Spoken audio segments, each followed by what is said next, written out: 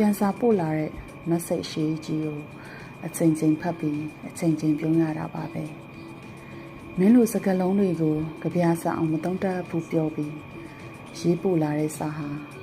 ပန်းတွေအများကြီးပွင့်နေတဲ့အတိုင်းရင်နဲ့နူးမွေးပြန်နေတဲ့အတိုင်းတိမ်မွေ့ပြီးချစ်ရကြည်နူးရတာမျိုးပဲကိုပြန်ရလာတာနှစ်ယောက်သားဓာတ်ပုံတွေရေမောနေပုံကိုကြည်ရင်းနဲ့လိုက်ရည်နေမိတာဘဝထဲမေလာဟာတကယ်ရောက်လာခဲ့တာလှပပပျော်ပျော်ရွှင်ရွှင်လေးရှိနေတာသူ့အတွက်ကြပြားရေးထားတာလေးတွေပို့ပြီးတော့တေချာဘာသာပြန်ဖတ်လာပြီးသူပြောရတယ်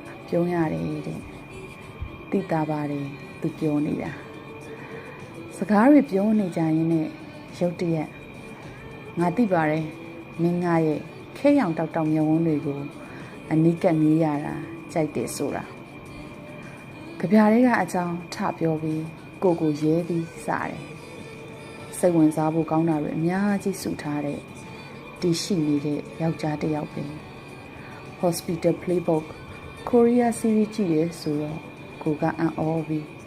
နင်တို့တွေက Korea series ကြည့်ရလားဆိုတော့ကြည့်တာပေါ့တဲ့အဲ့ဒီ series က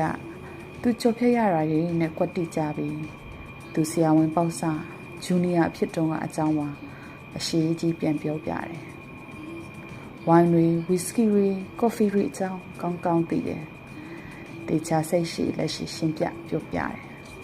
ဒါတော့သူကအခြေခံပဲလေ့လာထားတာဆိုပဲကိုဖောက်ကိုဆရာမကြီးထင်းပြီးတကယ်ကြမသိနေတာတွေမှအများကြီးကိုကိစ္စတွေအစီအစဉ်တွေအကြောင်းပြောပြတော့မင်းပဲရောက်သူရှိမယ်ဆိုတဲ့အကြောင်းသူ့ဇာတိမျိုးကိုတစ်ခေါက်တော့လာခဲ့စေခြင်းကြောင့်စပရင်ဟာသူ့အကြိုက်ဆုံးရာသီဖြစ်ပြီးကိုတော့စပင်အရှိထားစေခြင်းကြောင့်တွေယောက်ျားတစ်ယောက်ကိုလေးစားမှုတိမ်မွေ့မှုအပြင်လှပ memory တွေနဲ့တွဲပြီးအမှတ်ရတတိတရဖြစ်နေရတာစိတ်လှုပ်ရှားဖို့ကောင်းတယ်သူအကြောင်းရေးထားတဲ့နောက်ထပ်ကြပြားလည်းထပ်ဖတ်ကြံသေးတယ်ဆိုတော့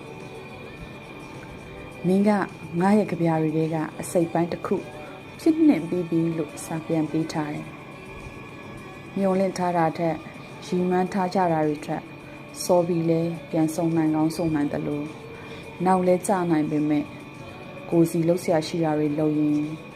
universe ကိုယုံကြည်ပြီးနေသူတွေကိုတို့ပါဝင်နေတာကမိုက်ပါတယ်